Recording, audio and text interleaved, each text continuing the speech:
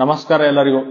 ಪ್ರಸ್ತುತ ವಿಷಯ ಕರ್ನಾಟಕ ರಾಜ್ಯದ ಬಗ್ಗೆ ಸಂಪೂರ್ಣ ಮಾಹಿತಿ. ಈ ಕ್ಲಾಸ ಪಿಸಿ, ಪಿಎಸ್ಐ, ಎಸ್ಡಿಎ, ಎಫ್ಡಿಎ ಇತರ ಕರ್ನಾಟಕ ಸರ್ಕಾರದ ಎಕ್ಸಾಮ್ಗಳಿಗೆ ವೆರಿ ಇಂಪಾರ್ಟೆಂಟ್ ಕ್ಲಾಸ್. ಕರ್ನಾಟಕದ ಸಾಮಾನ್ಯ ಜ್ಞಾನದ ಬಗ್ಗೆ ಯಾವುದೇ ಮಾಹಿತಿ ಈ ಕ್ಲಾಸ್ದಲ್ಲಿ ಮಿಸ್ ಆಗುವುದಿಲ್ಲ. ಅದಕ್ಕಿಂತ ಮುಂಚಿತವಾಗಿ ಯಾರೆಲ್ಲ ನಮ್ಮ ಸ್ಪರ್ಧಾ ಪ್ರಚಲಿತ ಚಾನೆಲ್ನ ಸಬ್ಸ್ಕ್ರೈಬ್ ಮಾಡಿಲ್ಲ ಅವರೆಲ್ಲ ನಮ್ಮ ಸ್ಪರ್ಧಾ ಪ್ರಚಲಿತ ಚಾನೆಲ್ನ ಸಬ್ಸ್ಕ್ರೈಬ್ ಮಾಡಿ, ಲೈಕ್ ಮಾಡಿ, ಹಾಗೆಯೇ ಶೇರ್ ಮಾಡಿ. ಕರ್ನಾಟಕ ರಾಜ್ಯ. ಕರ್ನಾಟಕದ ಒಟ್ಟು ಜನಸಂಖ್ಯೆ 2011ರ ಜನಗಣತಿಯ ಪ್ರಕಾರ ಕರ್ನಾಟಕ ರಾಜ್ಯದ ಒಟ್ಟು ಜನಸಂಖ್ಯೆ 6,11,30,704 ಜನಸಂಖ್ಯೆಯನ್ನ ಕರ್ನಾಟಕ ರಾಜ್ಯ ಹೊಂದಿದೆ. ಜನಸಂಖ್ಯೆಯಲ್ಲಿ ಭಾರತದಲ್ಲಿ ಕರ್ನಾಟಕ ರಾಜ್ಯ 8ನೇ ಸ್ಥಾನದಲ್ಲಿದೆ. ವಿಸ್ತೀರ್ಣದಲ್ಲಿ ಕರ್ನಾಟಕ ರಾಜ್ಯ 6ನೇ ಸ್ಥಾನದಲ್ಲಿದೆ. ಜನಸಂಖ್ಯೆಯಲ್ಲಿ ಕರ್ನಾಟಕ ರಾಜ್ಯ 8ನೇ ಸ್ಥಾನದಲ್ಲಿದೆ. ಜನಸಂಖ್ಯೆಯಲ್ಲಿ ಕರ್ನಾಟಕದ ಪಾಲು 5.05%. ಜನಸಂಖ್ಯೆಯಲ್ಲಿ ಕರ್ನಾಟಕ 5.05% ಅನ್ನ ಹೊಂದಿದೆ. 31 ಜಿಲ್ಲೆಗಳಲ್ಲಿ ಅತಿ ಹೆಚ್ಚು ಜನಸಂಖ್ಯೆ ಹೊಂದಿರುವ ಜಿಲ್ಲೆ ಬೆಂಗಳೂರು ನಗರ. ಅತಿ ಹೆಚ್ಚು ಜನಸಂಖ್ಯೆ ಹೊಂದಿರುವ ಜಿಲ್ಲೆ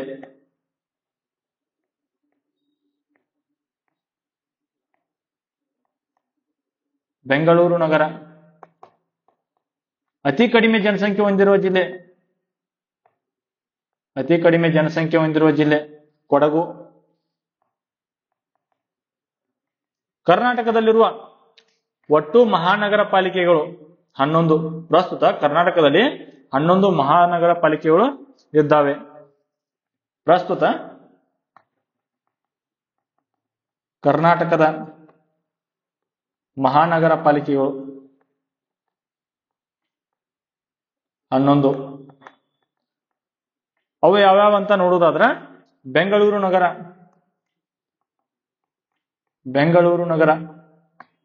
ಕರ್ನಾಟಕದಲ್ಲಿರುವ ಮಹಾನಗರ ಪಾಲಿಕೆಗಳು. ಮೊದಲನೇದು ಬೆಂಗಳೂರು ನಗರ, 2 ತುಮಕೂರು, ಶಿವಮೊಗ್ಗ, ದಾವಣಗೆರೆ,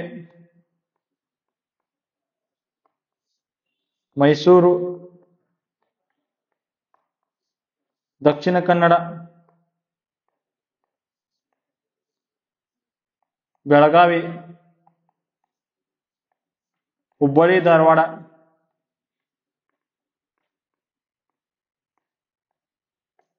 ವಿಜಯಪುರ, ಬಳ್ಳಾರಿ, ಕಲಬುರಗಿ.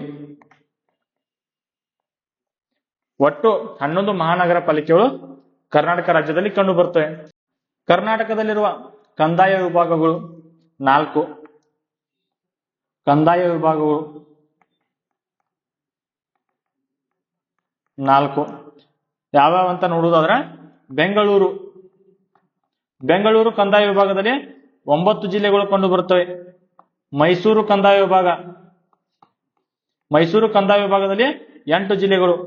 ಬೆಳಗಾವಿ ಕಂದಾಯ ವಿಭಾಗ, ಬೆಳಗಾವಿಯಲ್ಲಿ 7 ಜಿಲ್ಲೆಗಳು. ಕಲಬುರಗಿ ಕಂದಾಯ ವಿಭಾಗದಲ್ಲಿ 7 ಜಿಲ್ಲೆಗಳು ಕಂಡು ಬರುತ್ತವೆ. ಉಪ ಕಂದಾಯ ವಿಭಾಗಗಳ ಸಂಖ್ಯೆ ಒಟ್ಟು 52 ಉಪ ಕಂದಾಯ ವಿಭಾಗಗಳು ಕರ್ನಾಟಕದಲ್ಲಿ ಕಂಡು ಬರುತ್ತವೆ. ಕರ್ನಾಟಕದಲ್ಲಿರುವ ಒಟ್ಟು ಗ್ರಾಮ ಪಂಚಾಯಿತಿಗಳು 6,021 ಗ್ರಾಮ ಪಂಚಾಯಿತಿಗಳು. 6,021 ಗ್ರಾಮ ಪಂಚಾಯಿತಿಗಳು ಕರ್ನಾಟಕದಲ್ಲಿ ಕಂಡು ಬರುತ್ತವೆ. ನಂಜನಮಠ ಸಮಿತಿ ಗ್ರಾಮ ಪಂಚಾಯಿತಿಗಳ ಹೊಸ ಗ್ರಾಮ ಪಂಚಾಯಿತಿಗಳ ಸ್ಥಾಪನೆಗೆ ಸಂಬಂಧಿಸಿ ಇದು ಕ್ವಶನ್ ಆಗಿದೆ. ನಂಜಯನ ಮಠ ಸಮಿತಿ ಯಾವುದಕ್ಕೆ ಸಂಬಂಧಿಸಿದೆ? ಹೊಸ ಗ್ರಾಮ ಪಂಚಾಯಿತಿಗಳ ಸ್ಥಾಪನೆಗೆ. ಇದು ಇಂಪಾರ್ಟೆಂಟ್. ನಂಜಯನ ಮಠ ಸಮಿತಿ ಯಾವುದಕ್ಕೆ ಸಂಬಂಧಿಸಿದೆ ಅಂತ ಕ್ವಶನ್ ಆಗಿತ್ತ. ಅದಕ್ಕೋಸ್ಕರ ಹೊಸ ಗ್ರಾಮ ಪಂಚಾಯಿತಿಗಳ ಸ್ಥಾಪನೆಗೆ ನಂಜಯನ ಮಠ ಸಮಿತಿ ಸಂಬಂಧಿಸಿದೆ. ರಮೇಶ್ ಕುಮಾರ್ ವರದಿ ಯಾವುದಕ್ಕೆ ಸಂಬಂಧಿಸಿದೆ? ಇದು ಗ್ರಾಮ ಪಂಚಾಯಿತಿಗಳ ಸುಧಾರಣೆಗೆ ರಮೇಶ್ ಕುಮಾರ್ ವರದಿ ಸಂಬಂಧಿಸಿದೆ. ಇದು ಇಂಪಾರ್ಟೆಂಟ್. ಗ್ರಾಮ ಪಂಚಾಯಿತಿಗಳ ಸುಧಾರಣೆಗೆ ರಮೇಶ್ ಕುಮಾರ್ ವರದಿ ಸಂಬಂಧಿಸಿದೆ. ಕರ್ನಾಟಕದ ಪಂಚಾಯಿತಿಯ ಪಿತಾಮಹ ಎಂದು ಯಾರನ್ನು ಕರೆಯುತ್ತಾರೆ? ಇದು ಕ್ವಶನ್ ಆಗಿದೆ. ನೀರ್ ಸಾಬ್ ಅವರನ್ನ ಕರ್ನಾಟಕದ ಪಂಚಾಯಿತಿಯ ಪಿತಾಮಹ.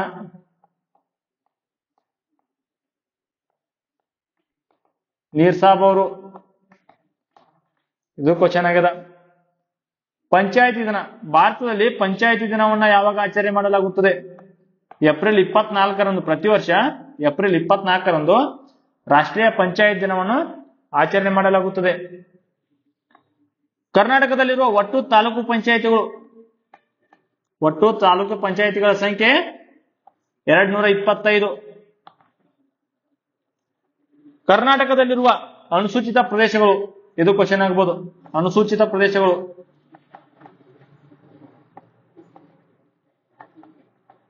ಕರ್ನಾಟಕ 4 ಅನುಸೂಚಿತ ಪ್ರದೇಶಗಳನ್ನ ಹೊಂದಿದೆ.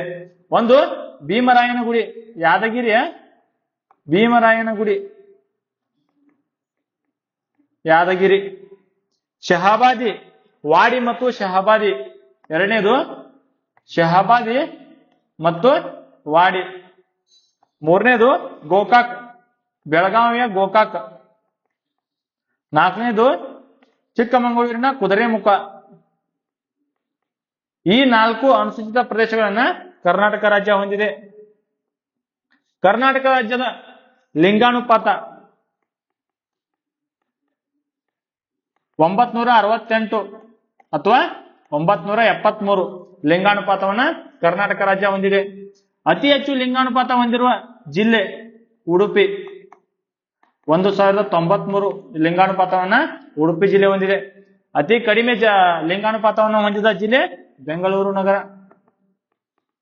908 ಲಿಂಗಾನುಪಾತವನ್ನ ಬೆಂಗಳೂರು ನಗರ ಹೊಂದಿದೆ. ಕರ್ನಾಟಕ ರಾಜ್ಯದ ಜನಸಾಂದ್ರತೆ 319.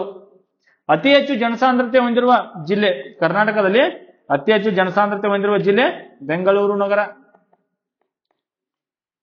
4378 ಜನಸಾಂದ್ರತೆಯನ್ನ ಬೆಂಗಳೂರು ನಗರ ಹೊಂದಿದೆ. ಅತಿ ಕಡಿಮೆ ಜನಸಾಂದ್ರತೆ ಹೊಂದಿರುವ ಜಿಲ್ಲೆ ಕೊಡಗು. 135 ಜನಸಾಂದ್ರತೆಯನ್ನ ಕೊಡಗು ಜಿಲ್ಲೆ ಹೊಂದಿದೆ. ಕರ್ನಾಟಕದ ಒಟ್ಟು ಸಾಕ್ಷರತೆ. ಇದು ಕ್ವಶನ್ ಆಗಿತ್ತ. ಕರ್ನಾಟಕದ ಒಟ್ಟು ಸಾಕ್ಷರತೆ ಎಷ್ಟು? 75.36% ಸಾಕ್ಷರತೆಯನ್ನ ಕರ್ನಾಟಕ ರಾಜ್ಯ ಹೊಂದಿದೆ. ಅತಿ ಹೆಚ್ಚು ಸಾಕ್ಷರತೆ ಹೊಂದಿರುವ ಜಿಲ್ಲೆ ದಕ್ಷಿಣ ಕನ್ನಡ. 88% ಸಾಕ್ಷರತೆಯನ್ನ ದಕ್ಷಿಣ ಕನ್ನಡ ಜಿಲ್ಲೆ ಹೊಂದಿದೆ. ಅತಿ ಕಡಿಮೆ ಯಾದಗಿರಿ ಜಿಲ್ಲೆ ಅತಿ ಕಡಿಮೆ ಸಾಕ್ಷರತೆಯನ್ನು ಹೊಂದಿದೆ, 63%. ಭಾರತದಲ್ಲಿರುವ ಅಥವಾ ನಮ್ಮ ದೇಶದಲ್ಲಿರುವ 4 ಚಿಟ್ಟೆಧಾಮಗಳು. 4 ಚಿಟ್ಟೆಧಾಮಗಳು. ಇದು ಕ್ವಶನ್ ಆಗ್ಬೋದು.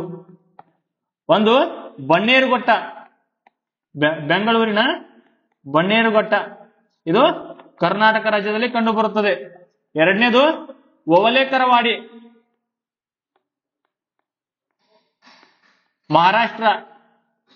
ಮಹಾರಾಷ್ಟ್ರದ ಓವಲೇಕರವಾಡಿ. ಮೂರನೇದು ಹಿಮಾಚಲ ಪ್ರದೇಶದ ಶಿಮ್ಲಾ. ನಾಲ್ಕನೇದು ಪೊಂಡ, ಗೋವಾದ ಪೊಂಡ. ಈ 4 ಚಿಟ್ಟೆಧಾಮಗಳು ಭಾರತ ದೇಶದಲ್ಲಿ ಕಂಡು ಬರುತ್ತವೆ. ಇದು ಕ್ವಶನ್ ಆಗ್ಬೋದು. ಭಾರತ ದೇಶದಲ್ಲಿ ಕಂಡು ಬರುವ 4 ಚಿಟ್ಟೆಧಾಮಗಳು ಯಾವುವು ಅಂತ. ಉತ್ತರ ಬನ್ನೇರುಘಟ್ಟ, ಓವಲೇಕರವಾಡಿ, ಶಿಮ್ಲಾ ಮತ್ತು ಪೊಂಡ. ಬೆಂಗಳೂರು. ಈ ಬೆಂಗಳೂರು ನಗರ ವೃಷಭಾವತಿ ನದಿಯ ದಂಡೆಯ ಮೇಲೆ ನಿರ್ಮಾಣವಾಗಿದೆ. ಬೆಂಗಳೂರು ಯಾವ ನದಿಯ ದಂಡೆಯ ಮೇಲೆ ಕಂಡು ಬರುತ್ತದೆ ಅಂತ ಕ್ವಶನ್ ಆಗಿದೆ. ಬೆಂಗಳೂರು ವೃಷಭಾವತಿ ನದಿಯ ದಂಡೆಯ ಮೇಲೆ ಕಂಡು ಬರುತ್ತದೆ. ವೃಷಭಾವತಿ ನದಿಯ ದಡದಲ್ಲಿ ಕಂಡು ಬರುತ್ತದೆ. ಅಥವಾ ವೃಷಭಾವತಿ ನದಿ ದಡದಲ್ಲಿರುವ ಪ್ರಮುಖ ನಗರ ಯಾವುದು? ಬೆಂಗಳೂರು. ಬನವಾಸಿ ಯಾವ ನದಿಯ ದಂಡೆಯ ಮೇಲಿದೆ? ಬನವಾಸಿ ವರದಾ ನದಿಯ ದಡದಲ್ಲಿದೆ. ಬನವಾಸಿ ವರದಾ ನದಿಯ ದಡದಲ್ಲಿದೆ. ನೆಕ್ಸ್ಟ್, ಕರ್ನಾಟಕದಲ್ಲಿ ಕಂಡುಬರುವ ಅತಿ ಎತ್ತರದ ಶಿಖರಗಳು. ಎತ್ತರದ ಶಿಖರಗಳು ಕರ್ನಾಟಕದಲ್ಲಿ ಕರ್ನಾಟಕದ ಅತಿ ಎತ್ತರವಾದ ಶಿಖರ ಮುಳ್ಳಯ್ಯನಗಿರಿ ಶಿಖರ. ಮುಳ್ಳಯ್ಯನಗಿರಿ ಶಿಖರ ಇದರ ಎತ್ತರ 1913 ಮೀಟರ್ ಎತ್ತರವನ್ನ ಮುಳ್ಳಯ್ಯನಗಿರಿ ಶಿಖರ ಹೊಂದಿದೆ. ಇದು ಕ್ವಶನ್ ಆಗ್ಬೋದು. ಕರ್ನಾಟಕದ ಅತಿ ಎತ್ತರದ ಶಿಖರ ಯಾವುದು? ಮುಳ್ಳಯ್ಯನಗಿರಿ ಶಿಖರ. ಎರಡನೇ ಸ್ಥಾನದಲ್ಲಿರುವುದು ಬಾಬಾ ಬುಡನಗಿರಿ ಶಿಖರ. ಬಾಬಾ ಬುಡನಗಿರಿ ಶಿಖರ ಇದು 1894 ಮೀಟರ್ ಎತ್ತರವನ್ನು ಹೊಂದಿದೆ. ಮೂರನೇ ಸ್ಥಾನದಲ್ಲಿರುವುದು ಕುದುರೆಮುಖ ಶಿಖರ. ಇದು 1892 ಮೀಟರ್ ಎತ್ತರವನ್ನ ಹೊಂದಿದೆ. ನಾಲ್ಕನೇ ಸ್ಥಾನದಲ್ಲಿರುವುದು ದೇವಿ ರಮಣ ಬೆಟ್ಟ. ದೇವಿ ರಮಣ ಬೆಟ್ಟ 1817 ಮೀಟರ್ ಎತ್ತರವನ್ನು ಹೊಂದಿದೆ. ಐದನೇ ಸ್ಥಾನದಲ್ಲಿರುವುದು ರುದ್ರಗಿರಿ. ಇದರ ಎತ್ತರ 1752 ಮೀಟರ್. ಆರನೇ ಸ್ಥಾನದಲ್ಲಿರುವುದು ಪುಷ್ಪಗಿರಿ. ಇದರ ಎತ್ತರ 1713 ಮೀಟರ್. ಏಳನೇ ಸ್ಥಾನದಲ್ಲಿರುವುದು ಬ್ರಹ್ಮಗಿರಿ. ಇದರ ಎತ್ತರ 1610 ಮೀಟರ್. ಇವು ಇಂಪಾರ್ಟೆಂಟ್. ಕರ್ನಾಟಕದ ಅತಿ ಎತ್ತರದ ಶಿಖರ ಯಾವುದು? ಮುಳ್ಳಯ್ಯನಗಿರಿ ಶಿಖರ. ಕರ್ನಾಟಕದ ಎರಡನೇ ಅತಿ ಎತ್ತರದ ಶಿಖರ ಬಾಬಾ ಬುಡನಗಿರಿ ಶಿಖರ. ಸೀರಿಯಲ್ ಪ್ರಕಾರ ಇದನ್ನು ಕೇಳಬಹುದು. ನೆಕ್ಸ್ಟ್, ರಾಜ್ಯದ ಅತಿ ಆಳವಾದ ತಗ್ಗು. ಕರ್ನಾಟಕ ರಾಜ್ಯದ ಅತಿ ಆಳವಾದ ತಗ್ಗು. ರಾಜ್ಯದ ಅತಿ ಆಳವಾದ ತಗ್ಗು ಭೀಮೇಶ್ವರ ತಗ್ಗು ಅಥವಾ ಭೀಮೇಶ್ವರ ಕಣಿವೆ. ಭೀಮೇಶ್ವರ ತಗ್ಗು ಇದು ಶಿವಮೊಗ್ಗ ಜಿಲ್ಲೆಯಲ್ಲಿ ಕಂಡುಬರುತ್ತದೆ. ಭೀಮೇಶ್ವರ ತಗ್ಗು ಅಥವಾ ರಾಜ್ಯದ ಅತಿ ಆಳವಾದ ತಗ್ಗಾದ ಭೀಮೇಶ್ವರ ತಗ್ಗು ಯಾವ ಜಿಲ್ಲೆಯಲ್ಲಿ ಕಂಡುಬರುತ್ತದೆ? ಶಿವಮೊಗ್ಗ ಜಿಲ್ಲೆಯಲ್ಲಿ ಕಂಡುಬರುತ್ತದೆ. ಭಾರತದ ಅತ್ಯಂತ ಆಳವಾಗಿರುವ ಗಣಿ ಕೋಲಾರ ಚಿನ್ನದ ಗಣಿ ಅಥವಾ ಚಾಂಪಿಯನ್ ಡ್ರಿಪ್. ಇದು ಕ್ವಶನ್ ಆಗಿದೆ ಬಹಳ ಸರಿ. ಭಾರತದ ಅತ್ಯಂತ ಆಳವಾಗಿರುವ ಗಣಿ ಯಾವುದು? ಭಾರತದ ಅತ್ಯಂತ ಆಳವಾಗಿರುವ ಗಣಿ ಕೋಲಾರದ ಚಿನ್ನದ ಗಣಿ ಚಾಂಪಿಯನ್ ಡ್ರಿಪ್. ಕೋಲಾರದಲ್ಲಿರುವ ಗಣಿಗಳು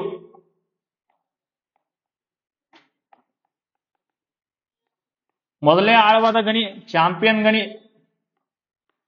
ಎರಡನೇ ಆಳವಾದ ಗಣಿ ಉರಿಗಾಂ. ಮೂರನೇ ಆಳವಾದ ಗಣಿ ನಂದಿದುರ್ಗ.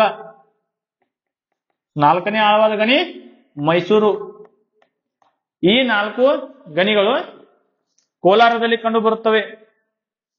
ಭಾರತದಲ್ಲಿ ಅತಿ ಹೆಚ್ಚು ಚಿನ್ನ ಉತ್ಪಾದಿಸುವ ರಾಜ್ಯ ಅದು ಕೂಡ ಕರ್ನಾಟಕ. ಭಾರತದಲ್ಲಿ ಅತಿ ಹೆಚ್ಚು ಚಿನ್ನ ಉತ್ಪಾದಿಸುವ ರಾಜ್ಯ ಕರ್ನಾಟಕ.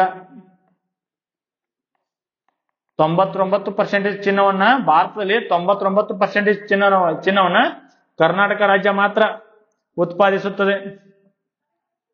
ನೆಕ್ಸ್ಟ್, ಬೆಂಗಳೂರಿನಲ್ಲಿ HAL ಸ್ಥಾಪನೆ 1964ರಲ್ಲಿ. HAL ಬೆಂಗಳೂರಿನಲ್ಲಿ ಸ್ಥಾಪನೆ. HAL ನ ಕೇಂದ್ರ ಕಚೇರಿಯಲ್ಲಿದೆ ಅಂತ ಕ್ವಶನ್ ಆಗ್ಬೋದು. ಬೆಂಗಳೂರಿನಲ್ಲಿದೆ. ಸ್ಥಾಪನೆಯಾದದ್ದು 1964ರಲ್ಲಿ. ಮೊದಲು ಬೆಂಗಳೂರಿನ HAL ನ ಹಿಂದೂಸ್ತಾನ್ ಏರ್ಕ್ರಾಫ್ಟ್ ಲಿಮಿಟೆಡ್ ಎಂದು 1940ರಲ್ಲಿ ಸ್ಥಾಪಿಸಲಾಗಿತ್ತು. 1940ರಲ್ಲಿ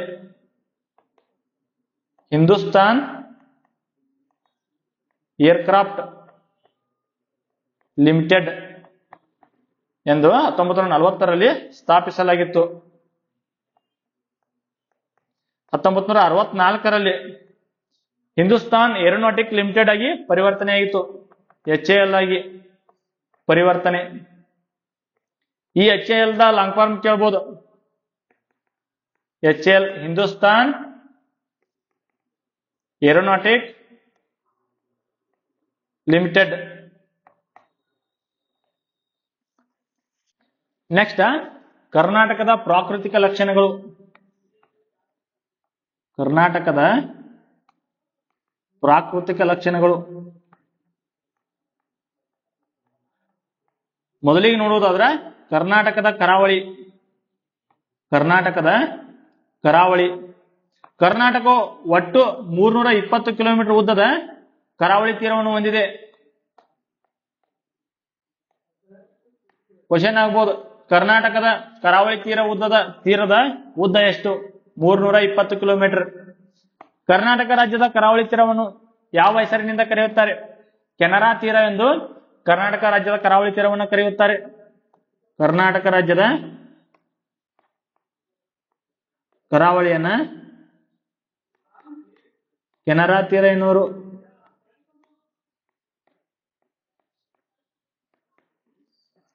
ಈ ಕೆನರಾ ತೀರದಲ್ಲಿ ಮ್ಯಾಕರಲ್ ತಳಿಯ ಮೀನಿನ ಉತ್ಪಾದನೆಯನ್ನು ಅತಿ ಹೆಚ್ಚು ಮಾಡಲಾಗುತ್ತದೆ. ಮ್ಯಾಕರಲ್ ತಳಿಯ ಮೀನಿನ ಉತ್ಪಾದನೆಯನ್ನ ಯಾವ ತೀರದಲ್ಲಿ ಮಾಡಲಾಗುತ್ತದೆ ಅಂತ ಕ್ವಶನ್ ಆಗ್ಬೋದು. ಅದಕ್ಕೆ ಉತ್ತರ ಕೆನರಾ ತೀರ ಅಥವಾ ಕರ್ನಾಟಕದ ಕರಾವಳಿಯಲ್ಲಿ. ಸ್ಟ್ರಿಮ್ ಮೀನು ಇದು ಇತ್ತೀಚೆಗೆ ದೇವಗಢ ದ್ವೀಪದಲ್ಲಿ ಕಂಡು ಬಂದಿರುವ ಮೀನಿನ ತಳಿಯಾಗಿದೆ. ಸ್ಟ್ರಿಮ್ ಮೀನು ಇದು ದೇವಗಢ ದ್ವೀಪದಲ್ಲಿ ಕಂಡು ಬಂದಿರುವ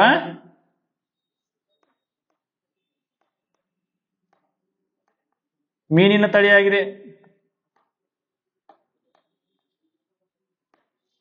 ಕರಾವಳಿಯ ಹಂಚಿಕೆ ನೋಡುವುದಾದ್ರ ಕರ್ನಾಟಕದ ಕರಾವಳಿಯು 3 ಜಿಲ್ಲೆಗಳಲ್ಲಿ ಹಂಚಿಕೆಯಾಗಿದೆ. ಕರಾವಳಿಯ ಹಂಚಿಕೆ 3 ಜಿಲ್ಲೆಗಳಲ್ಲಿ ಹಂಚಿಕೆಯಾಗಿದೆ. ಉತ್ತರ ಕನ್ನಡ, ಉಡುಪಿ ಮತ್ತು ದಕ್ಷಿಣ ಕನ್ನಡದಲ್ಲಿ ಕರ್ನಾಟಕದ ಕರಾವಳಿಯು ಹಂಚಿಕೆಯಾಗಿದೆ. ಉತ್ತರ ಕನ್ನಡದ ಕಾರವಾರ ಕರಾವಳಿಯನ್ನು ಶ್ರೀ ರವೀಂದ್ರನಾಥ್ ಟ್ಯಾಗೋರ್ ಕರಾವಳಿ ಎಂದು ಕರೆಯುತ್ತಾರೆ. ಉತ್ತರ ಕನ್ನಡದ ಕಾರವಾರ ಕರಾವಳಿಯನ್ನ ಶ್ರೀ ರವೀಂದ್ರನಾಥ್ ಟ್ಯಾಗೋರ್ ಕರಾವಳಿ ಎನ್ನುವರು. ಇದು ಇಂಪಾರ್ಟೆಂಟ್. ಯಾವ ಕರಾವಳಿಯನ್ನು ಶ್ರೀ ರವೀಂದ್ರನಾಥ್ ಟ್ಯಾಗೋರ್ ಕರಾವಳಿ ಎಂದು ಕರೆಯುತ್ತಾರೆ ಅಂತ ಕ್ವಶನ್ ಆಗ್ಬೋದು. ಅದಕ್ಕೆ ಉತ್ತರ ಕನ್ನಡದ ಕರಾವಳಿ ತೀರವನ್ನ ಶ್ರೀ ರವೀಂದ್ರನಾಥ್ ಟ್ಯಾಗೋರ್ ಕರಾವಳಿ ಎಂದು ಕರೆಯುತ್ತಾರೆ. ಇತ್ತೀಚೆಗೆ ಬ್ಲೂ ಫ್ಲಾಗ್ ಯೋಜನೆಗೆ ಒಳಪಟ್ಟ ಕರ್ನಾಟಕದ ಬೀಚ್ಗಳು. ಇದು ಇಂಪಾರ್ಟೆಂಟ್, ಇದು ಕ್ವಶನ್ ಆಗ್ಬೋದು. ಇತ್ತೀಚೆಗೆ ಬ್ಲೂ ಫ್ಲಾಗ್ ಯೋಜನೆಗೆ ಒಳಪಟ್ಟ ಕರ್ನಾಟಕದ ಬೀಚ್ಗಳು. ಒಂದು ಪಡುಬಿದ್ರೆ ಬೀಚ್, ಉಡುಪಿಯ ಪಡುಬಿದ್ರೆ ಬೀಚ್. ಎರಡನೇದು ಉತ್ತರ ಕನ್ನಡದ ಕಾಸರಗೋಡು, ಉತ್ತರ ಕನ್ನಡದ ಕಾಸರಗೋಡು ಬೀಚ್.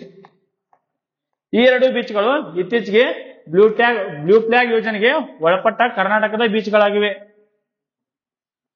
ಕರ್ನಾಟಕದಲ್ಲಿ ಕಂಡುಬರುವ ಬಂದರುಗಳು. ಈ ಬಂದರುಗಳ ಬಗ್ಗೆ ನೋಡುವುದಾದ್ರ ಅತಿ ಪ್ರಮುಖ ಬಂದರು ನವಮಂಗಳೂರು ಬಂದರು. ನವಮಂಗಳೂರು ಬಂದರು 1974 ಮೇ 4ರಂದು ಸ್ಥಾಪನೆ ಆಯಿತು.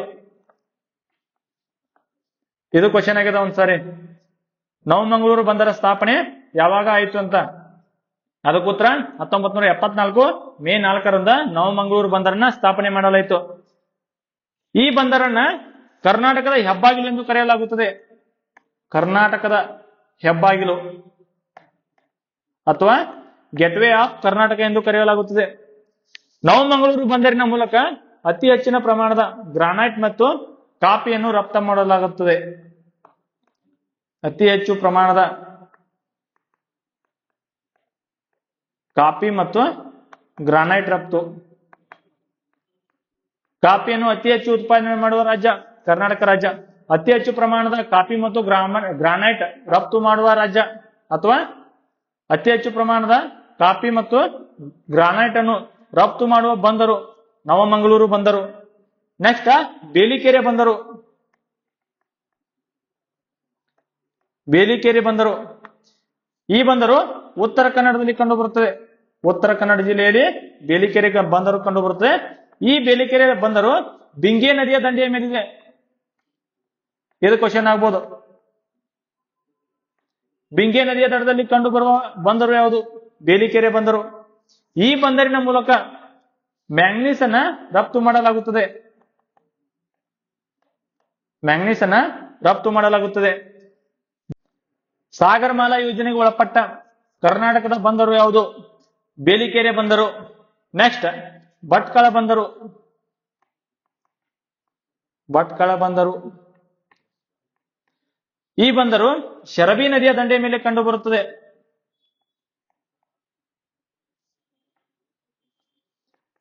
ಈ ಬಂದರನ್ನ 1924ರಲ್ಲಿ ಸರ್ ಎಂ ವಿಶ್ವೇಶ್ವರಯ್ಯ ಅವರಿಂದ ಘೋಷಣೆ ಮಾಡಲಾಯಿತು. ಭಟ್ಕಳ ಬಂದರು ಶರಬಿ ನದಿಯ ದಡದಲ್ಲಿ ಕಂಡು ಬರುತ್ತದೆ. ಈ ಬಂದರು 1924ರಲ್ಲಿ ಸರ್ ಎಂ ವಿಶ್ವೇಶ್ವರಯ್ಯ ಅವರಿಂದ ಘೋಷಣೆ ಆಯಿತು. ನೆಕ್ಸ್ಟ್ ಹೊನ್ನಾವರ ಬಂದರು. ಈ ಹೊನ್ನಾವರ ಬಂದರು ಶರಾವತಿ ನದಿಯ ದಂಡೆಯ ಮೇಲೆ ಕಂಡು ಬರುತ್ತದೆ. ಶರಾವತಿ ನದಿ ದಡದಲ್ಲಿ ಕಂಡು ಬರುತ್ತದೆ. ಈ ಬಂದರನ್ನ ಸರ್ವ ಋತುಮಾನಗಳ ಬಂದರು ಎಂದು ಕರೆಯಲಾಗುತ್ತದೆ. ಸರ್ವ ಋತುಮಾನಗಳ ಬಂದರು. ನೆಕ್ಸ್ಟ್ ಕಾರವಾರ ಬಂದರು. ಇದು ಕರ್ನಾಟಕದ ಅತ್ಯಂತ ಸುಂದರವಾದ ಬಂದರು. ಕರ್ನಾಟಕದ ಅತ್ಯಂತ ಸುಂದರವಾದ ಬಂದರು ಯಾವುದು? ಕಾರವಾರ ಬಂದರು. ಇದು ಕಾಳಿ ನದಿಯ ದಡದಲ್ಲಿದೆ. ಈ ಬಂದರನ್ನ ಕಡಲ ತೀರದ ಕರ್ನಾಟಕದ ಕಡಲ ತೀರದ ಕಾಶ್ಮೀರ ಎಂದು ಕರೆಯಲಾಗುತ್ತದೆ. ಕರ್ನಾಟಕದ ಕಡಲ ತೀರದ ಕಾಶ್ಮೀರ ಎಂದು ಯಾವ ಬಂದರನ್ನು ಕರೆಯಲಾಗುತ್ತದೆ? ಅದಕ್ಕೆ ಉತ್ತರ ಕಾರವಾರ ಬಂದರು. ನೆಕ್ಸ್ಟ್ ಕರ್ನಾಟಕದಲ್ಲಿ ಕಂಡುಬರುವ ದ್ವೀಪಗಳು. ದ್ವೀಪಗಳು ಅಂಜು ದ್ವೀಪ. ಅಂಜು ದ್ವೀಪ ಯಾವ ರಾಜ್ಯದಲ್ಲಿ ಕಂಡು ಬರುತ್ತದೆ? ಇದು ಕರ್ನಾಟಕದಲ್ಲಿ ಕಂಡು ಬರುತ್ತದೆ. ಕರ್ನಾಟಕದ ಕಾರವಾರದಲ್ಲಿ ಅಂಜು ದ್ವೀಪ ಕಂಡು ಬರುತ್ತದೆ. ಕಾರವಾರದಲ್ಲಿ. ಇದು ಕರ್ನಾಟಕದ ಅತಿ ಸುಂದರವಾದ ದ್ವೀಪ. ಕರ್ನಾಟಕದ ಅತಿ ಸುಂದರವಾದ ದ್ವೀಪ. ನೆಕ್ಸ್ಟ್ ನೇತ್ರಾಣಿ ದ್ವೀಪ. ಈ ನೇತ್ರಾಣಿ ದ್ವೀಪ ಮುರುಡೇಶ್ವರದಲ್ಲಿ ಕಂಡು ಬರುತ್ತದೆ. ನೇತ್ರಾಣಿ ದ್ವೀಪ ಇದು ಇಂಪಾರ್ಟೆಂಟ್, ಬಹಳ ಸಾರಿ ಕ್ವಶನ್ ಆಗಿದೆ. ಮುರುಡೇಶ್ವರದಲ್ಲಿ ಕಂಡು ಬರುತ್ತದೆ. ಈ ದ್ವೀಪಕ್ಕೆ ನೇತ್ರಾಣಿ ದ್ವೀಪಕ್ಕೆ ಪಿಜನ್ ಐಸ್ಲ್ಯಾಂಡ್ ಎಂದು ಕರೆಯಲಾಗುತ್ತದೆ. ಪಿಜನ್ ಐಸ್ಲ್ಯಾಂಡ್ ಎನ್ನುವರು. ಇದು ಕ್ವಶನ್ ಆಗಿದೆ. ಯಾವ ದ್ವೀಪವನ್ನು ಪಿಜನ್ ಐಸ್ಲ್ಯಾಂಡ್ ಎಂದು ಕರೆಯಲಾಗುತ್ತದೆ? ಅದಕ್ಕೆ ಉತ್ತರ ನೇತ್ರಾಣಿ ದ್ವೀಪ. ನೆಕ್ಸ್ಟ್ ಸೇಂಟ್ ಮೇರಿಸ್ ದ್ವೀಪ. ಸೇಂಟ್ ಮೇರಿಸ್ ದ್ವೀಪ ಇದು ಮಲ್ಪೆಯಲ್ಲಿ ಕಂಡು ಬರುತ್ತದೆ. ಉಡುಪಿಯ ಮಲ್ಪೆಯಲ್ಲಿ. ಈ ದ್ವೀಪವನ್ನು ತೊನ್ಸೆಪಾರ್ ದ್ವೀಪ ಎನ್ನುವರು. ತೊನ್ಸೆಪಾರ್ ದ್ವೀಪ ಎಂದು ಯಾವ ದ್ವೀಪವನ್ನು ಕರೆಯಲಾಗುತ್ತದೆ? ಸೇಂಟ್ ಮೇರಿಸ್ ದ್ವೀಪವನ್ನ ತೊನ್ಸೆಪಾರ್ ದ್ವೀಪ ಎಂದು ಕರೆಯಲಾಗುತ್ತದೆ. ಮತ್ತು ಈ ದ್ವೀಪವನ್ನ ಕೊಕೊನಾಟ್ ದ್ವೀಪ ಎಂದು ಸಹ ಕರೆಯುತ್ತಾರೆ. ಕೊಕೊನಾಟ್ ಅಥವಾ ತೆಂಗಿನಕಾಯಿ ದ್ವೀಪ. ಕೊಕೊನಾಟ್ ದ್ವೀಪ ಎನ್ನುವರು. ಇದು ಕ್ವಶನ್ ಆಗಿದೆ. ಯಾವ ದ್ವೀಪವನ್ನು ಕೊಕೊನಾಟ್ ದ್ವೀಪ ಎನ್ನುವರು? ಯಾವ ದ್ವೀಪವನ್ನು ತೊನ್ಸೆಪಾರ್ ದ್ವೀಪ ಎನ್ನುವರು? ಅದಕ್ಕೆ ಉತ್ತರ ಸೇಂಟ್ ಮೇರಿಸ್ ದ್ವೀಪ. ನೆಕ್ಸ್ಟ್ ದೇವಗಡ ದ್ವೀಪ. ಈ ದೇವಗಡ ದ್ವೀಪ ಕಾರವಾರದಲ್ಲಿ ಕಂಡು ಬರುತ್ತದೆ. ಇದು ಕ್ವಶನ್ ಆಗಿದೆ ಪಿಸಿಗೆ. ದೇವಗಡ ದ್ವೀಪ ಎಲ್ಲಿ ಕಂಡು ಬರುತ್ತದೆ? ಕಾರವಾರದಲ್ಲಿ. ನೆಕ್ಸ್ಟ್ ಕರ್ನಾಟಕದಲ್ಲಿ ಅತಿ ಹೆಚ್ಚು ಅರಣ್ಯ ಹೊಂದಿರುವ ಜಿಲ್ಲೆ. ಅತಿ ಹೆಚ್ಚು ಅರಣ್ಯ ಹೊಂದಿರುವ ಜಿಲ್ಲೆ ಉತ್ತರ ಕನ್ನಡ. ಅತಿ ಹೆಚ್ಚು ಅರಣ್ಯ ಹೊಂದಿರುವ ಜಿಲ್ಲೆ ಉತ್ತರ ಕನ್ನಡ. ಅತಿ ಕಡಿಮೆ ಅರಣ್ಯ ಹೊಂದಿರುವ ಜಿಲ್ಲೆ ವಿಜಯಪುರ. ಇದು ಕ್ವಶನ್ ಆಗಿದೆ ಬಹಳ ಸಾರಿ. ಕರ್ನಾಟಕದ ಅತಿ ಹೆಚ್ಚು ಅರಣ್ಯ ಹೊಂದಿರುವ ಜಿಲ್ಲೆ ಯಾವುದು? ಉತ್ತರ ಕನ್ನಡ. ಕರ್ನಾಟಕದ ಅತಿ ಕಡಿಮೆ ಅರಣ್ಯ ಹೊಂದಿರುವ ಜಿಲ್ಲೆ ಯಾವುದು? ವಿಜಯಪುರ. ನೆಕ್ಸ್ಟ್ ಉತ್ತರ ಕನ್ನಡದಲ್ಲಿ ಕಂಡುಬರುವ ಜಲಪಾತಗಳು. ಉತ್ತರ ಕನ್ನಡದಲ್ಲಿ ಕಂಡುಬರುವ ಜಲಪಾತಗಳು. ಈ ಜಲಪಾತಗಳು ವೆರಿ ಇಂಪಾರ್ಟೆಂಟ್, ಬಹಳ ಸಾರಿ ಎಕ್ಸಾಮ್ ಕ್ವಶನ್ ಆಗಿದಾವ. ಸಾತೋಡಿ ಜಲಪಾತ ಕಾಳಿ ನದಿಗೆ ಕಂಡು ಬರುತ್ತದೆ. ಇದು ಉತ್ತರ ಕನ್ನಡದಲ್ಲಿ ಕಂಡು ಬರುತ್ತದೆ. ಉತ್ತರ ಕನ್ನಡದಲ್ಲಿರುವ ಕಾಳಿ ನದಿಗೆ ಸಾತೋಡಿ ಜಲಪಾತ ಕಂಡು ಬರುತ್ತದೆ. ಇನ್ನೊಂದು ಇಂಪಾರ್ಟೆಂಟ್ ಜಲಪಾತ ಲಾಲ್ಗುಡಿ ಜಲಪಾತ, ಇದು ಸಹ ಕಾಳಿ ನದಿಗೆ ಕಂಡು ಬರುತ್ತದೆ. ಉಂಚಾಳಿ ಜಲಪಾತ ಇದು ಅಘನಾಶಿನಿ ನದಿಗೆ ಕಂಡು ಬರುತ್ತದೆ. ನೆಕ್ಸ್ಟ್ ಮಾಗೋಡು ಜಲಪಾತ, ಇದು ಬೆಡ್ತಿ ನದಿಗೆ ಅಥವಾ ಗಂಗಾವಳಿ ನದಿಗೆ ಮಾಗೋಡು ಜಲಪಾತ ಕಂಡು ಬರುತ್ತದೆ. ಸಾತೋಡಿ ಜಲಪಾತ ಕಾಳಿ ನದಿಗೆ, ಲಾಲ್ಗುಡಿ ಜಲಪಾತ ಇದು ಸಹ ಕಾಳಿ ನದಿಗೆ, ಉಂಚಾಳಿ ಜಲಪಾತ ಅಘನಾಶಿನಿ ನದಿಗೆ. ಈ ಉಂಚಾಳಿ ಜಲಪಾತವನ್ನ ಕರ್ನಾಟಕದ ಲೂಸಿಂಗ್ಟನ್ ಎನ್ನುವರು. ಕರ್ನಾಟಕದ ಲೂಸಿಂಗ್ಟನ್ ಎಂದು ಕರೆಯುವರು. ಶಿವಗಂಗಾ ಜಲಪಾತ ಸೊಂಡಾ ನದಿಗೆ, ಇದು ಕ್ವಶನ್ ಆಗ್ಯದ. ಶಿವಗಂಗಾ ಜಲಪಾತ ಯಾವ ನದಿಗೆ ಕಂಡು ಬರುತ್ತದೆ? ಸೊಂಡಾ ನದಿಗೆ. ಈ ಜಲಪಾತಗಳು ಎಕ್ಸಾಮ್ಗೆ very very important. Next Kaiga ಅಣು ವಿದ್ಯುತ್ ಸ್ಥಾವರ. ಕೈಗಾ ಅಣು ವಿದ್ಯುತ್ ಸ್ಥಾವರ ಎಲ್ಲಿ ಕಂಡು ಬರುತ್ತದೆ? ಇದು ಉತ್ತರ ಕನ್ನಡದಲ್ಲಿ. ಉತ್ತರ ಕನ್ನಡದ ಕಾಳಿ ನದಿಯ ಎಡದಂಡೆಯಲ್ಲಿ ಈ ಕೈಗಾ ಅಣು ವಿದ್ಯುತ್ ಸ್ಥಾವರ ಕಂಡು ಬರುತ್ತದೆ. ಉತ್ತರ ಕನ್ನಡದ ಕಾಳಿ ನದಿಯ ಎಡದಂಡೆಯಲ್ಲಿ ಕೈಗಾ ಅಣು ವಿದ್ಯುತ್ ಸ್ಥಾವರ ಕಂಡು ಬರುತ್ತದೆ. ನೆಕ್ಸ್ಟ್ ರಾಷ್ಟ್ರೀಯ ಉದ್ಯಾನವನಗಳು. ಕರ್ನಾಟಕದಲ್ಲಿರುವ ರಾಷ್ಟ್ರೀಯ ಉದ್ಯಾನವನಗಳು. ಕರ್ನಾಟಕವು ಒಟ್ಟು 5 ರಾಷ್ಟ್ರೀಯ ಉದ್ಯಾನವನವನ್ನು ಹೊಂದಿದೆ. ಮೊದಲನೇದು ಬಂಡೀಪುರ ರಾಷ್ಟ್ರೀಯ ಉದ್ಯಾನವನ. ಈ ಬಂಡೀಪುರ ರಾಷ್ಟ್ರೀಯ ಉದ್ಯಾನವನವನ್ನು ಮೊದಲಿಗೆ ವೇಣುಗೋಪಾಲ ಸ್ವಾಮಿ ವನ್ಯಜೀವಿ ಧಾಮ ಎಂದು ಕರೆಯಲಾಗುತ್ತಿತ್ತು. ವೇಣುಗೋಪಾಲ ವನ್ಯಜೀವಿ ಧಾಮ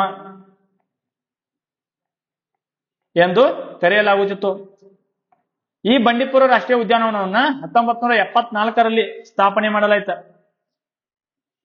ಬಂಡೀಪುರ ರಾಷ್ಟ್ರೀಯ ಉದ್ಯಾನವನ ಇದು ಹುಲಿ ಯೋಜನೆಗೆ ಒಳಪಟ್ಟ ಮೊದಲ ರಾಷ್ಟ್ರೀಯ ಉದ್ಯಾನವನವಾಗಿದೆ. ಹುಲಿ ಯೋಜನೆಗೆ ಒಳಪಟ್ಟ ಮೊದಲ ರಾಷ್ಟ್ರೀಯ ಉದ್ಯಾನವನ.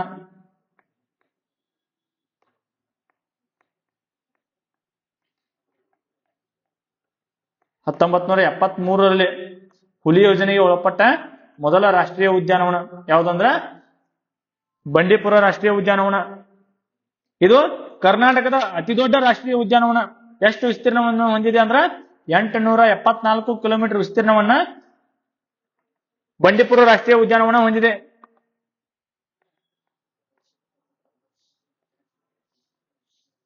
ಬಂಡೀಪುರ ರಾಷ್ಟ್ರೀಯ ಉದ್ಯಾನವನದ ಉತ್ತರದಲ್ಲಿ ಕಬಿನಿ ನದಿ ಹರಿಯುತ್ತದೆ. ದಕ್ಷಿಣದಲ್ಲಿ ಮೊಯಾರ್ ನದಿ ಹರಿಯುತ್ತದೆ. ಈ ಬಂಡೀಪುರ ರಾಷ್ಟ್ರೀಯ ಉದ್ಯಾನವನ ಚಾಮರಾಜನಗರದಲ್ಲಿ ಕಂಡು ಬರುತ್ತದೆ. ಇಂಪಾರ್ಟೆಂಟ್. ಯಾವ ಜಿಲ್ಲೆಯಲ್ಲಿ ಬಂಡೀಪುರ ರಾಷ್ಟ್ರೀಯ ಉದ್ಯಾನವನ ಕಂಡು ಬರುತ್ತದೆ? ಚಾಮರಾಜನಗರ ಜಿಲ್ಲೆಯಲ್ಲಿ ಕಂಡು ಬರುತ್ತದೆ. ಬಂಡೀಪುರ ರಾಷ್ಟ್ರೀಯ ಉದ್ಯಾನವನ ಸ್ಥಾಪನೆಯಾಗಿದ್ದು 1974ರಲ್ಲಿ. ಈ ರಾಷ್ಟ್ರೀಯ ಉದ್ಯಾನವನ ಮೊದಲಿಗೆ ವೇಣುಗೋಪಾಲ ವನ್ಯಜೀವಿ ಧಾಮ ಎಂದು ಕರೆಯಲಾಗುತ್ತಿತ್ತು. ಬಂಡೀಪುರ ರಾಷ್ಟ್ರೀಯ ಉದ್ಯಾನವನದ ಉತ್ತರದಲ್ಲಿ ಕಬಿನಿ ನದಿ ಹರಿಯುತ್ತದೆ, ದಕ್ಷಿಣದಲ್ಲಿ ಮೊಯಾರ್ ನದಿ ಹರಿಯುತ್ತದೆ. ನೆಕ್ಸ್ಟ್ ಬನ್ನೇರುಘಟ್ಟ ರಾಷ್ಟ್ರೀಯ ಉದ್ಯಾನವನ.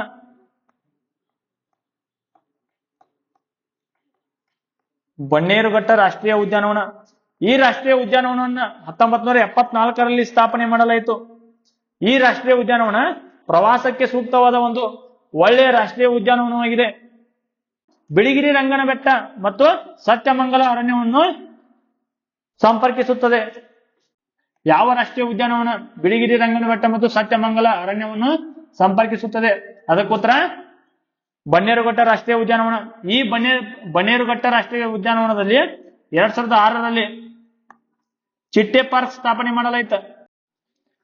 ಬನ್ನೇರುಘಟ್ಟ ರಾಷ್ಟ್ರೀಯ ಉದ್ಯಾನವನದ ಆಗ್ನೇಯದಲ್ಲಿ ಬಿಳಿಕಲ್ ಅರಣ್ಯಗಳಿವೆ. ಬಿಳಿಕಲ್ ಅರಣ್ಯಗಳು ಬನ್ನೇರುಘಟ್ಟ ರಾಷ್ಟ್ರೀಯ ಉದ್ಯಾನವನದ ಆಗ್ನೇಯದಲ್ಲಿ ಕಂಡುಬರುತ್ತವೆ. ಆಗ್ನೇಯದಲ್ಲಿ ಕಂಡುಬರುತ್ತವೆ. ಸುವರ್ಣಮುಖಿ ನದಿ ಬನ್ನೇರುಘಟ್ಟ ರಾಷ್ಟ್ರೀಯ ಉದ್ಯಾನವನದ ಮೂಲಕ ಹರಿಯುತ್ತದೆ. ಯಾವ ನದಿ ಬನ್ನೇರುಘಟ್ಟ ರಾಷ್ಟ್ರೀಯ ಉದ್ಯಾನವನದ ಮೂಲಕ ಹರಿಯುತ್ತದೆ ಅಂತ ಕ್ವಶನ್ ಆಗ್ಬೋದು. ಅದಕ್ಕೆ ಉತ್ತರ ಸುವರ್ಣಮುಖಿ ನದಿ. ಸುವರ್ಣಮುಖಿ ನದಿ ಬನ್ನೇರುಘಟ್ಟ ರಾಷ್ಟ್ರೀಯ ಉದ್ಯಾನವನದ ಮೂಲಕ ಹರಿಯುತ್ತದೆ. ನೆಕ್ಸ್ಟ್ ಕುದುರೆಮುಖ ರಾಷ್ಟ್ರೀಯ ಉದ್ಯಾನವನ. ಕುದುರೆಮುಖ ರಾಷ್ಟ್ರೀಯ ಉದ್ಯಾನವನ ಈ ರಾಷ್ಟ್ರೀಯ ಉದ್ಯಾನವನ 1987ರಲ್ಲಿ ಸ್ಥಾಪನೆ ಮಾಡಲಾಯಿತು. ಕುದುರೆಮುಖ ರಾಷ್ಟ್ರೀಯ ಉದ್ಯಾನವನದಲ್ಲಿ ಶೋಲಾ ಅರಣ್ಯಗಳು ಕಂಡುಬರುತ್ತವೆ. ಶೋಲಾ ಅರಣ್ಯಗಳು ಯಾವ ರಾಷ್ಟ್ರೀಯ ಉದ್ಯಾನವನದಲ್ಲಿ ಕಂಡುಬರುತ್ತವೆ? ಕುದುರೆಮುಖ ರಾಷ್ಟ್ರೀಯ ಉದ್ಯಾನವನದಲ್ಲಿ ಶೋಲಾ ಅರಣ್ಯಗಳು ಕಂಡುಬರುತ್ತವೆ. ತುಂಗಾ, ಭದ್ರಾ ಮತ್ತು ನೇತ್ರಾವತಿ ನದಿಗಳು ಕುದುರೆಮುಖ ರಾಷ್ಟ್ರೀಯ ಉದ್ಯಾನವನದಲ್ಲಿ ಉಗಮ ಹೊಂದುತ್ತವೆ. ತುಂಗಾ, ಭದ್ರಾ ಮತ್ತು ನೇತ್ರಾವತಿ ನದಿಗಳು ಉಗಮ ಹೊಂದುತ್ತವೆ. ಕುದುರೆಮುಖ ರಾಷ್ಟ್ರೀಯ ಉದ್ಯಾನವನ 3 ಜಿಲ್ಲೆಗಳಲ್ಲಿ ಕಂಡುಬರುತ್ತದೆ. 1 ಚಿಕ್ಕಮಗಳೂರು, 2 ಉಡುಪಿ ಮತ್ತು ದಕ್ಷಿಣ ಕನ್ನಡ. ಕುದುರೆಮುಖ ರಾಷ್ಟ್ರೀಯ ಉದ್ಯಾನವನ 3 ಜಿಲ್ಲೆಗಳಲ್ಲಿ ವ್ಯಾಪಿಸಿದೆ. 1 ಚಿಕ್ಕಮಗಳೂರು, 2 ಉಡುಪಿ, 3 ದಕ್ಷಿಣ ಕನ್ನಡ. ಇದು ಕ್ವಶನ್ ಆಗ್ಬೋದು. ಕುದುರೆಮುಖ ರಾಷ್ಟ್ರೀಯ ಉದ್ಯಾನವನ ಯಾವ ಯಾವ ಜಿಲ್ಲೆಗಳಲ್ಲಿ ವ್ಯಾಪಿಸಿದೆ? ಅದಕ್ಕೆ ಉತ್ತರ ಚಿಕ್ಕಮಗಳೂರು, ಉಡುಪಿ ಮತ್ತು ದಕ್ಷಿಣ ಕನ್ನಡ. ನೆಕ್ಸ್ಟ್ ಇಲ್ಲಿ ಕಂಡುಬರುವ ಪ್ರಮುಖ ಪ್ರಾಣಿ ಸಿಂಹಬಾಲವುಳ್ಳ ಮಕಾಕ ಕೋತಿ. ಇದು ಕ್ವಶನ್ ಆಗಿತ್ತ. ಸಿಂಹಬಾಲವುಳ್ಳ ಮಕಾಕ ಕೋತಿ ಯಾವ ರಾಷ್ಟ್ರೀಯ ಉದ್ಯಾನವನದಲ್ಲಿ ಕಂಡುಬರುತ್ತದೆ? ಕುದುರೆಮುಖ ರಾಷ್ಟ್ರೀಯ ಉದ್ಯಾನವನ. ಸಿಂಹಬಾಲವುಳ್ಳ ಮಕಾಕ ಕೋತಿ ಕಂಡುಬರುತ್ತದೆ. ಕ್ವಶನ್ ಯಾವ ರೀತಿ ಆಗಿತ್ತಂದ್ರ ಸಿಂಹಬಾಲವುಳ್ಳ ಮಕಾಕ ಕೋತಿ ಯಾವ ರಾಜ್ಯಗಳಲ್ಲಿ ಕಂಡುಬರುತ್ತದೆ? ಅದಕ್ಕೆ ಉತ್ತರ ತಮಿಳುನಾಡು, ಕೇರಳ ಮತ್ತು ಕರ್ನಾಟಕ ರಾಜ್ಯಗಳಲ್ಲಿ ಸಿಂಹಬಾಲವುಳ್ಳ ಮಕಾಕ ಕೋತಿ ಕಂಡುಬರುತ್ತದೆ. ನೆಕ್ಸ್ಟ್ ಔನ್ಸಿ ಅಥವಾ ಅನಸಿ ರಾಷ್ಟ್ರೀಯ ಉದ್ಯಾನವನ.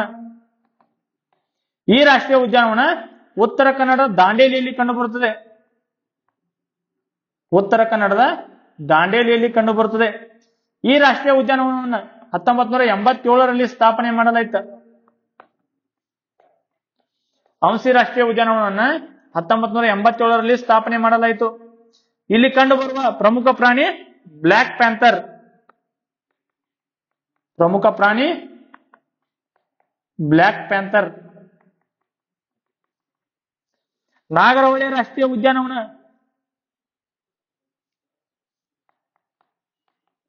ನಾಗರಹೊಳೆ ರಾಷ್ಟ್ರೀಯ ಉದ್ಯಾನವನ ಇದು ಕರ್ನಾಟಕದ 2ನೇ ಅತಿ ದೊಡ್ಡ ರಾಷ್ಟ್ರೀಯ ಉದ್ಯಾನವನ. ಕರ್ನಾಟಕದ 2ನೇ ಅತಿ ದೊಡ್ಡ ರಾಷ್ಟ್ರೀಯ ಉದ್ಯಾನವನ. ಕರ್ನಾಟಕದ ಅತಿ ದೊಡ್ಡ ರಾಷ್ಟ್ರೀಯ ಉದ್ಯಾನವನ ಬಂಡೀಪುರ ರಾಷ್ಟ್ರೀಯ ಉದ್ಯಾನವನ. 2ನೇ ಅತಿ ದೊಡ್ಡ ರಾಷ್ಟ್ರೀಯ ಉದ್ಯಾನವನ ನಾಗರಹೊಳೆ ರಾಷ್ಟ್ರೀಯ ಉದ್ಯಾನವನ. ಈ ರಾಷ್ಟ್ರೀಯ ಉದ್ಯಾನವನವನ್ನು 1988ರಲ್ಲಿ ಸ್ಥಾಪನೆ ಮಾಡಲಾಯಿತು. 1988ರಲ್ಲಿ ನಾಗರಹೊಳೆ ರಾಷ್ಟ್ರೀಯ ಉದ್ಯಾನವನವನ್ನ ಸ್ಥಾಪನೆ ಮಾಡಲಾಯಿತು. 1992ರಲ್ಲಿ ರಾಜೀವ್ ಗಾಂಧಿ ರಾಷ್ಟ್ರೀಯ ಉದ್ಯಾನವನ ಎಂದು ಮರುನಾಮಕರಣ ಮಾಡಲಾಯಿತು.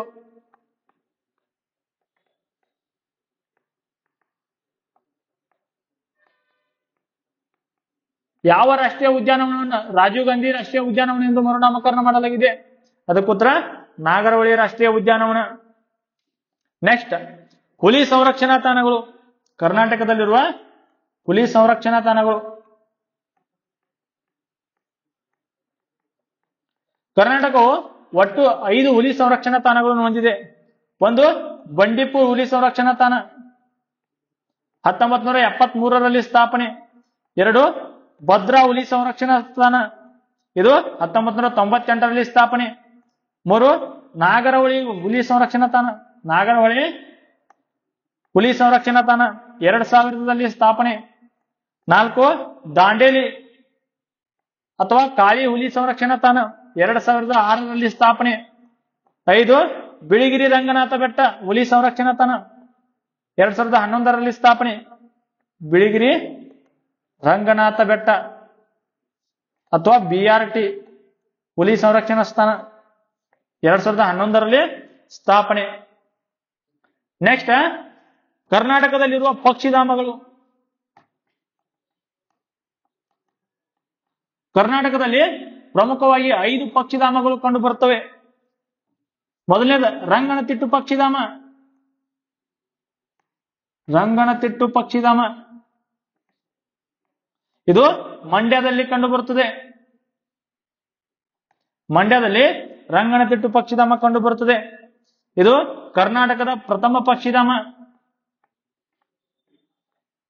ಕರ್ನಾಟಕದ ಪ್ರಥಮ ಪಕ್ಷಿಧಾಮ.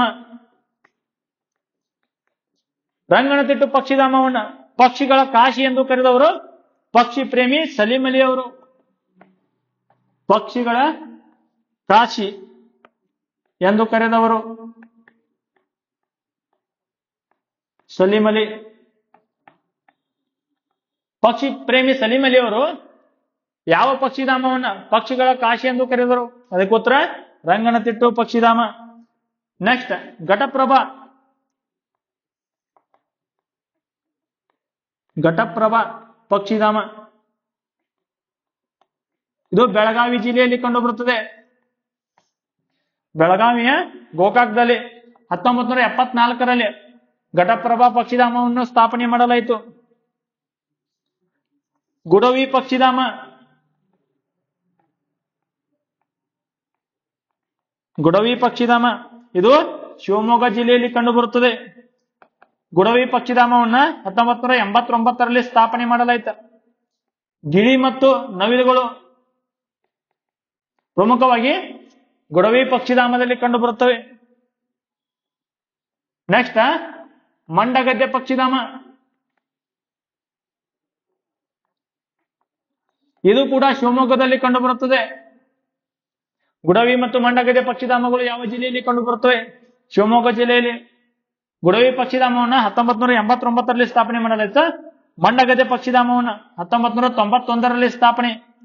ಗಿಳಿ, ನವಿಲು ಮತ್ತು ರತ್ನ ಪಕ್ಷಿಗಳು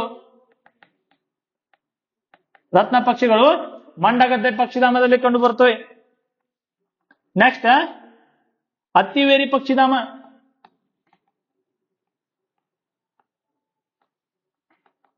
ಈ ಅತ್ತಿವೇರಿ ಪಕ್ಷಿಧಾಮ ಉತ್ತರ ಕನ್ನಡದಲ್ಲಿ ಕಂಡು ಬರುತ್ತದೆ.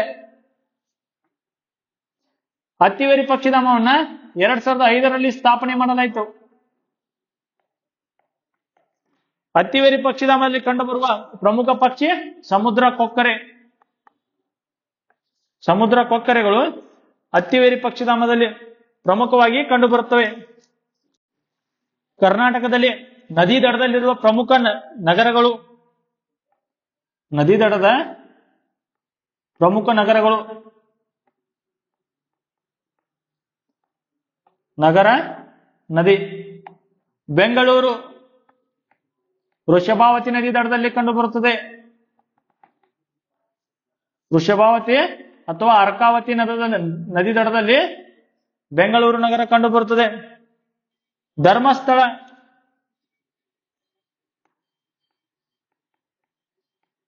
ಧರ್ಮಸ್ಥಳ ನೇತ್ರಾವತಿ ನದಿ ದಡದಲ್ಲಿದೆ.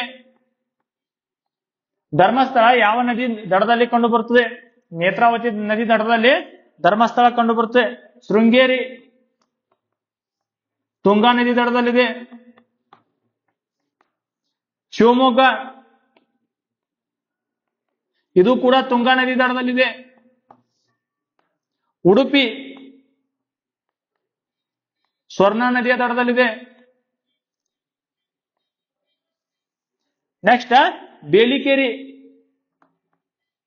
ಇದು ಬಿಂಗೆ ನದಿಯ ದಡದಲ್ಲಿದೆ. ಹೊನ್ನಾವರ ಶರಾವತಿ ನದಿಯ ದಡದಲ್ಲಿದೆ. ಮಲ್ಪೆ, ಉಡುಪಿಯ ಮಲ್ಪೆ ಉದ್ಯಾವರ ನದಿ ದಡದಲ್ಲಿದೆ. ಭದ್ರಾವತಿ ಭದ್ರಾ ನದಿಯ ದಡದಲ್ಲಿದೆ. ಕಾರವಾರ ಕಾಳಿ ನದಿಯ ದಡದಲ್ಲಿದೆ. ತದ್ರಿ ತದ್ರಿ ನದಿಯ ದಡದಲ್ಲಿದೆ. ಹಂಗರಕಟ್ಟೆ ನಗರ ಶೀತಾ ನದಿಯ ದಡದಲ್ಲಿದೆ. ಭಟ್ಕಳ ಶರಬಿ ನದಿಯ ದಡದಲ್ಲಿದೆ. ಭಟ್ಕಳ ನಗರ ಅಥವಾ ಭಟ್ಕಳ ಬಂದರು ಯಾವ ನದಿಯ ದಡದಲ್ಲಿದೆ ಅಂತ ಕ್ವಶನ್ ಆಗಿತ್ತು. ಅದಕ್ಕೆ ಉತ್ತರ ಶರಬಿ ನದಿಯ ದಡದಲ್ಲಿದೆ.